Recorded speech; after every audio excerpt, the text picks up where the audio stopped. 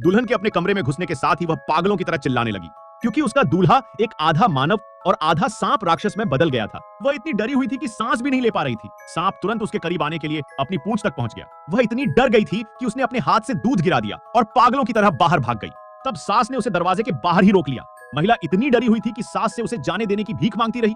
अपने बेटे के लिए दुल्हन को पाना इतना आसान नहीं था, इसलिए सास उसे कैसे जाने दे सकती थी। उसने जल्दी से अपने पति को मदद के लिए बुलाया।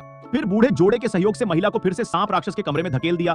कोई फर्क नहीं पड़ता कि वह कितनी रोई और भीख मांगी। जब वह कमरे में आई तब उसने पाया कि राक्षस पति कमरे में नहीं था, वह केवल कोने में बैठकर रोती रही। तब सांप राक्षस को उसके रोने की आवाज सुनाई दी। तब वह बदसूरत मानव सांप अपने बिल से बाहर निकलकर महिला के पास आया। वह उसे आराम करने के लिए बिस्तर पर ले जाने वाला था। तब महिला जाग गई और जोर से चिल्लाई। वह जल्दी से कमरे में छिप गई।